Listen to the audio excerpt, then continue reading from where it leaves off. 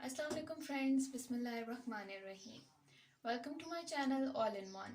Today's video is about a lecture of physics metric class numericals of chapter 15. मैं video शुरू करने से पहले आप लोगों को एक बात बताती चलूँ कि प्लीज़ बेल का आइकन दबा दें ताकि आप लोगों को लेटेस्ट अपडेट्स मिलती रहें और चैनल को सब्सक्राइब करना मत भूलिएगा and also like and share this video.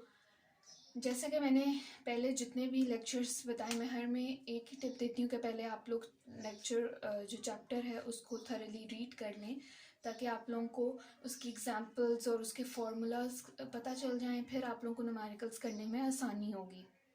तो इसी तरह जो आज का हमारा है, हम लोग चैप्टर 15 के न्यूमेरिकल्स करेंगे। इसका ये इलेक्ट्रोमैग्नेटिज्म से रिलेटेड है। इनके जो न्यूमेरिकल्स हैं इसमें एक ही कॉन्सेप्ट है, स्टेप अप ट्रांसफार्मर और step down transformer.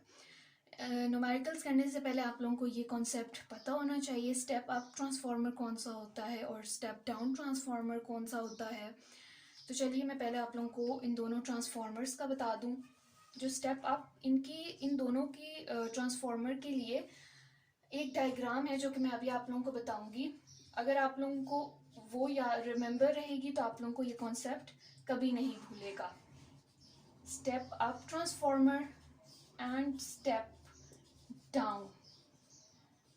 Step up transformer की जो डायग्राम है वो ये है कि ये प्राइमरी है और ये सेकेंडरी है।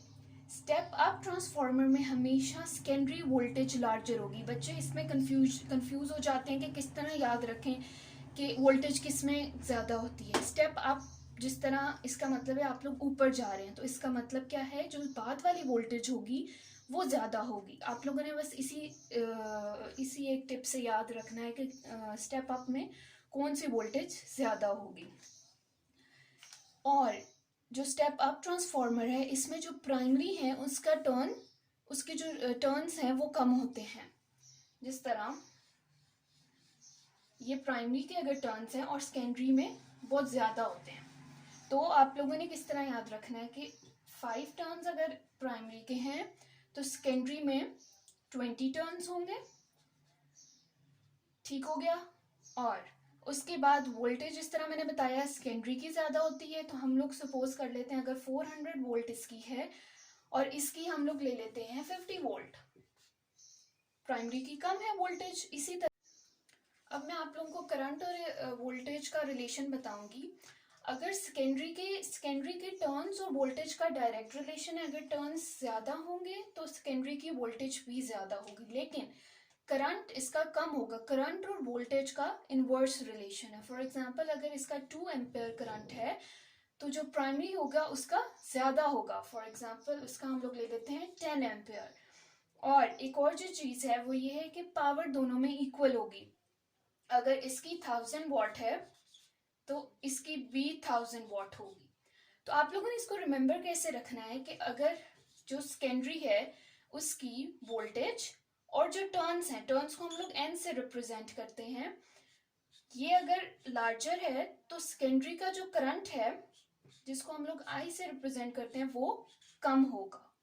ये रिलेशन आप लोग याद रख ले। प्राइमरी इसके ऑपोजिट है और स्टेप डाउन में जो सेकेंडरी का है वो प्राइमरी का होगा, स्टेप डाउन फुल इन दोनों का ऑपोजिट है।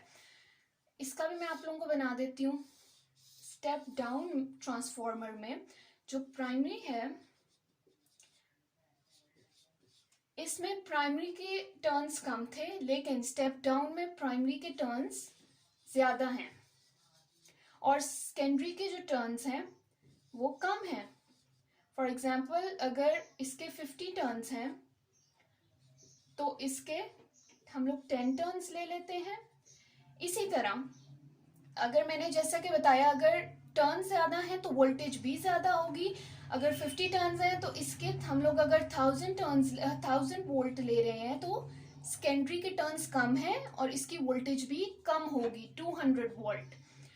और करंट और इनका ऑपोजिट रिलेशन है। अगर इसके वोल्ट ज़्यादा है तो इसका जो करंट पास करेगा वो कम होगा। फॉर एग्जांपल अगर 2 एम्पेयर पास कर रहा है तो उधर से उसकी वोल्टेज जो है वो कम है लेकिन करंट ज़्यादा पास करेगा 10 एम्पेयर। और इसी तरह वॉट इसमें भी सेम होगा, 2000 वॉट, और सेकेंडरी का भी सेम होगा।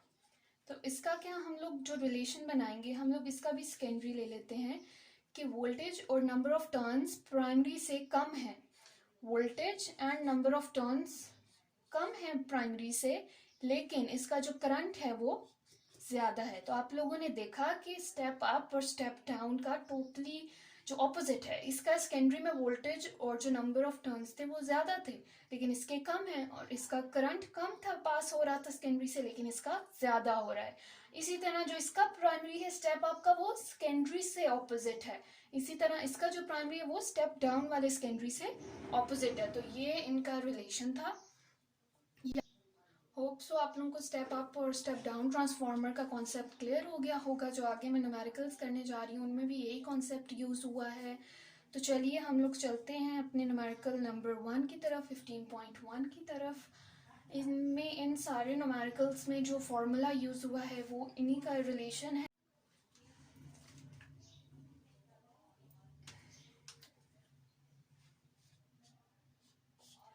15.1 की स्टेटमेंट है, a transformer is needed to convert a mains to 50 volt supply. अब यहाँ पे 250 जो वोल्ट है वो वोल्टेज अक्रॉस मेन्स है, तो इसका मतलब है वोल्टेज अक्रॉस प्राइमरी है।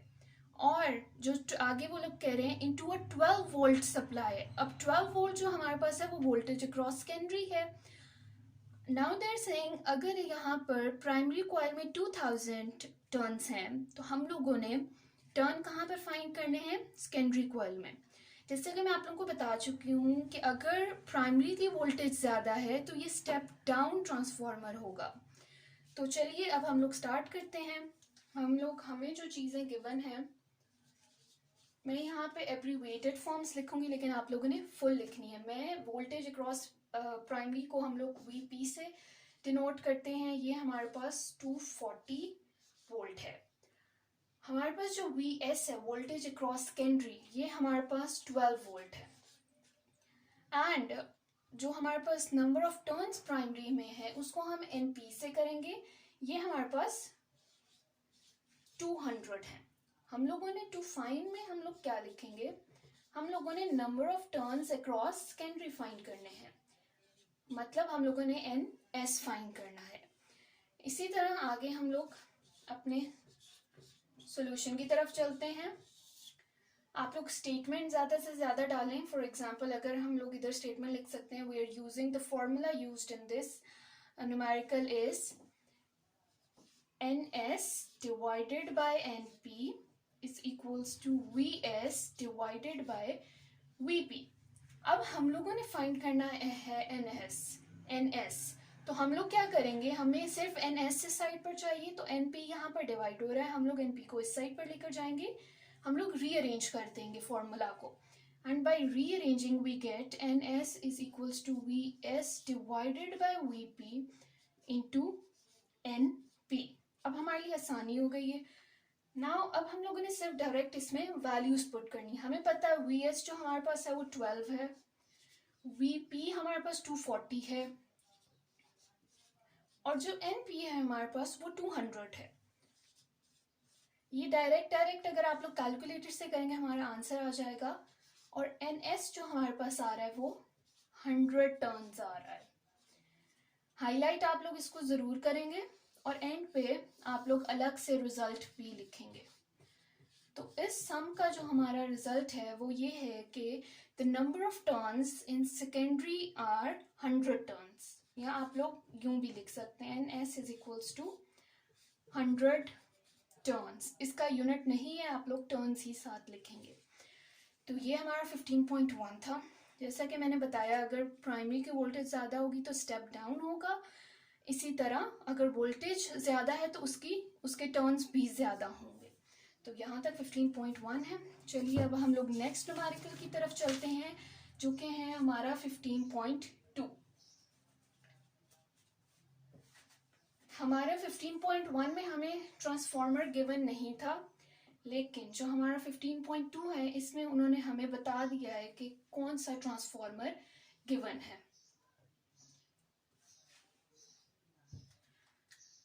15.2 की स्टेटमेंट है a step up transformer. Step up, पहले तो आप लोग देख लें कि स्टेप अप होता कौन सा है। उसमें सेकेंडरी की वोल्टेज ज़्यादा होती है।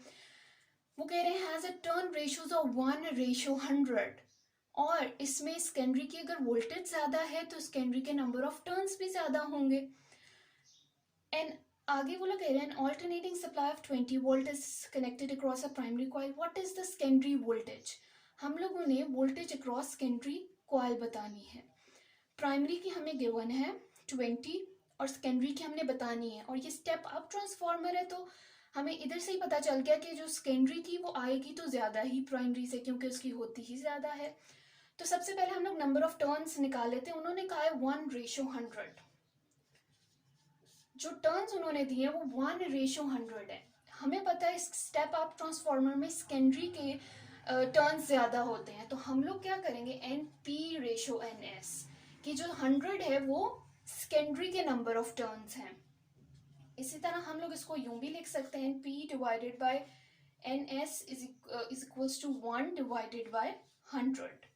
यहाँ तक हमारा टर्न्स हो गया। जो प्राइमरी के हैं वो 1 है, जो सेकेंडरी है वो 100 टर्न्स हैं। और एक और चीज जो हमें गिवन है वो VP गिवन है, जो कि है 20 वोल्ट्स। हम लोगों ने फाइंड क्या करना है? हम लोगों ने वोल्टेज अक्रॉस सेकेंडरी फाइंड करनी है। मींस हम लोगों ने VS फाइंड करना है। इसी तरह हम लोग अगेन वही फॉर्मूला यूज करेंगे। हम लोग अब अपना सॉल्यूशन सॉल्व करते हैं। हमें जो फॉर्मूला हमारे पास है NS divided by NP is equals to VS divided by VP। यहाँ VS divided by VP is equals to NS divided by NP। हमने VS फाइंड करना है तो हम लोग VS को इस साइड पर ले आएंगे और बाकी की हम लोग वैल्यूज पुट करेंगे। हमें पता है जो NS ओवर NP है, अगर हम लोगों ने यहाँ पे NP डिवाइडेड बाय NS है और यहाँ पे NS डिवाइडेड बाय NP है, तो इसका मतलब रिवर्स हो गया और ये 100 आ जाएगा। NS डिवाइडेड बाय NP हमारे पास 100 आ गया और जो प्राइमरी वोल्टेज है वो हमारे पास 20 आ गई। जब हम इसको सॉल्व करेंगे तो हमारे पास जो वोल्टेज आ रही है वो 2000 वोल्ट आ रही है। यहाँ पे मैंने 100 इसलिए लिया है क्योंकि हमारे पास NP डिवाइडेड बाय NS 1/100 था। तो अगर हम इसको उल्टा कर दें तो हमारा ये भी उल्टा हो जाएगा, जो कि हमारा बन जाएगा 100 डिवाइडेड बाय 1। तो इसलिए मैंने NS डिवाइडेड बाय NP 100 लिया है। यहाँ तक हमारा इसका सॉल्व हो गया। एंड पे जो हम लोग हमेशा रिजल्ट लिखते होते हैं, हम लोग लिखेंगे voltage across secondary is equals to 2000 volts. यहाँ तक हमारा 15.2 था। अब हम लोग नेक्स्ट की तरफ चलते हैं।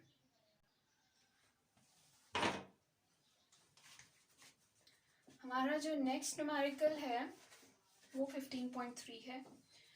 इसमें भी अगेन हमारे पास स्टेप डाउन उन्होंने दिया हुआ है। स्टेप डाउन की मैं आप लोगों को पहले बता चुकी हूँ एक्सप्लेनेशन, लेकिन मैं एक दफ़ा दोबारा यहाँ पर भी बता दूंगी।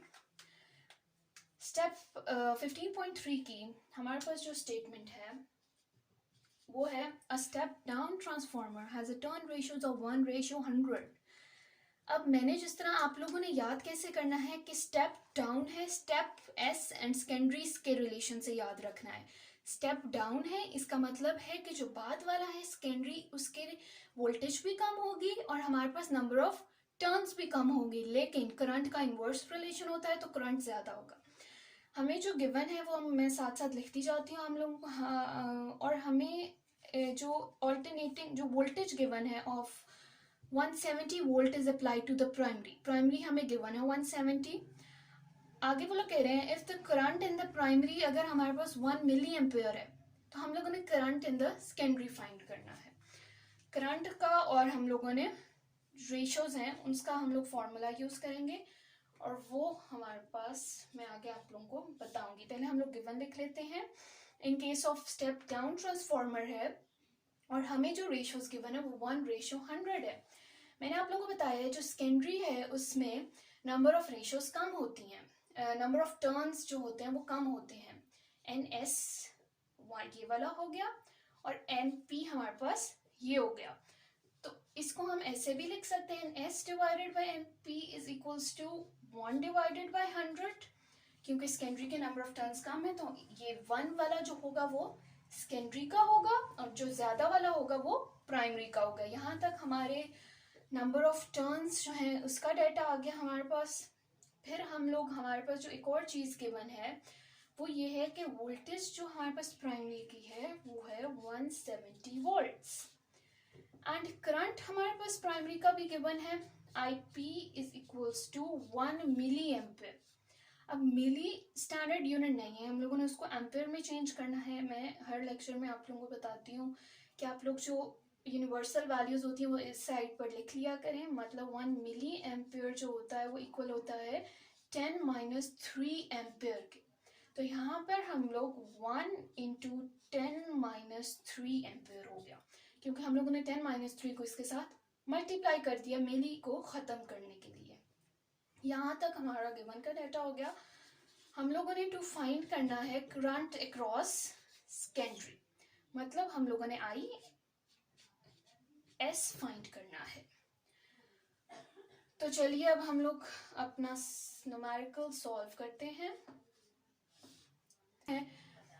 जो कि पीछे चैप्टर में हमारे पास यहाँ पे जो वोल्टेज गिवन है इसकी एज सच हमें न्यूमेरिकल में ज़रूरत नहीं होगी। हमें नंबर ऑफ टर्न्स और करंट वाला जो फॉर्मूला है हम लोग वो ही सॉल्व करेंगे। और जैसा कि मैंने पहले बताया था कि नंबर ऑफ टर्न्स और वोल्टेज का डायरेक्ट रिलेशन होता है, चाहे वो स्टेप अप हो चाहे वो स्टेप डाउन हो, लेकिन इन दोनों का करंट के साथ इन्वर्स रिलेशन होता है।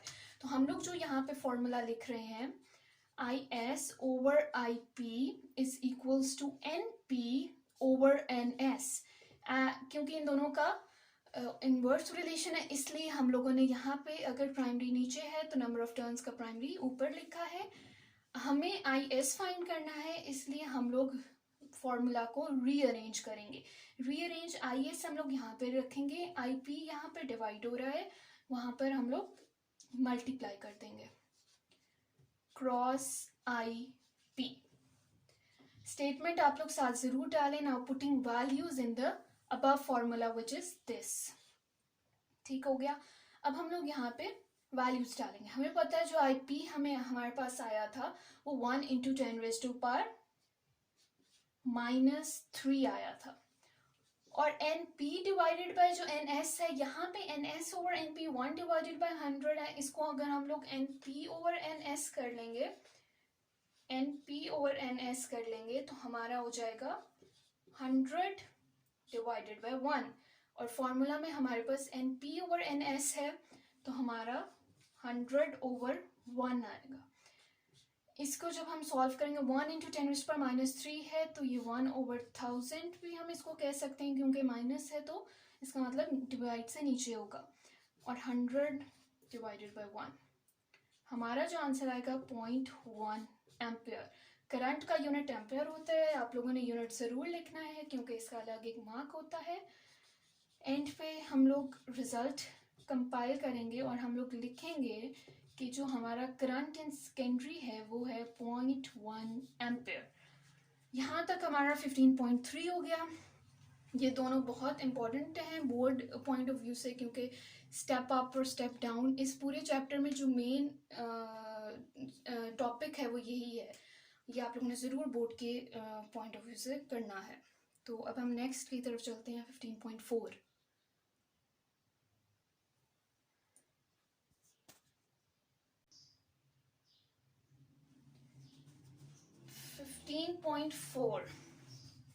15.4 में अगेन हम लोग फॉर्मूला तो वही यूज़ करेंगे, लेकिन इसमें उन्होंने हमें स्टेप डाउन और स्टेप अप गिवन नहीं है, ये हम लोगों ने खुद पता चलाना है।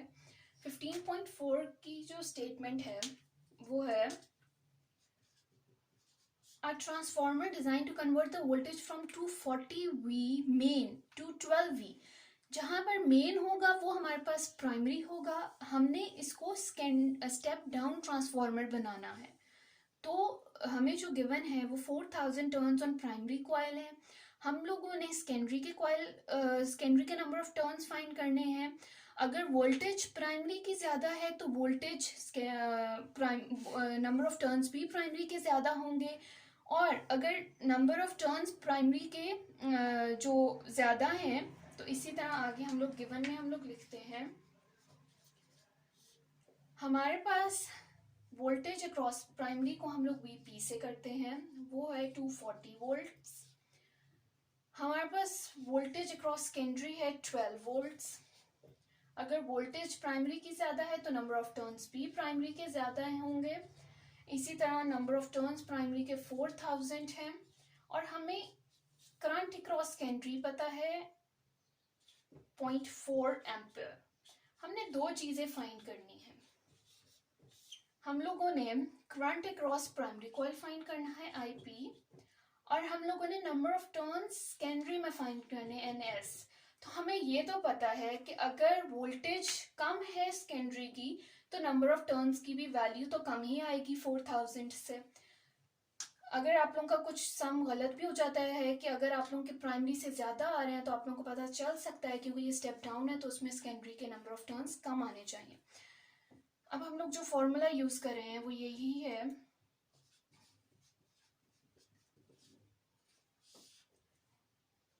NS divided by NP। सबसे पहले हम लोग NS फाइंड कर रहे हैं, ठीक है। हम लोग पहले NS फाइंड कर रहे हैं। इसका जो formula NS over NP is equals to VS divided by VP।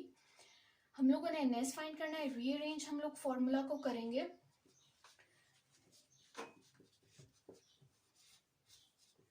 अब हम इसमें वैल्यूज पुट करेंगे। हमें पता है VS की वैल्यू भी गिवन है 12 है, VP की हमारे पास 240 है, NP की हमारे पास 24 है। हम जब इसको सॉल्व करेंगे तो हमारा आंसर क्या आ जाएगा, 200 टर्न्स। हम लोग इसको अब सॉल्व करेंगे। सॉरी, जो NP है वो हमारे पास 4000 है। तो अब हमारे पास जो आंसर आ रहा है वो आ रहा है 200 टर्न्स। यहाँ पे हमारा NS हो गया, इसको आप लोग हाईलाइट कर लें। अब हम लोग IP फाइंड करते हैं। हमें IP हम लोग फाइंड करते हैं, हमें उधर गिवन है कि जो हमारा ट्रांसफार्मर है वो 100% एफिशिएंट है। एफिशिएंट का मतलब ये होता है कि input power is equals to output power. Power तो हम लोगों ने पता है पढ़ी है कि पावर हमेशा सेम होती है दोनों में। तो अब हम लोग IP फाइंड करते हैं।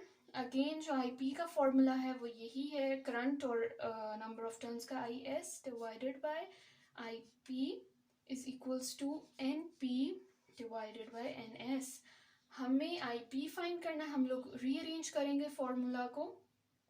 IP is equals to IS cross NS over NP। अब हम लोग वैल्यूज पुट करेंगे।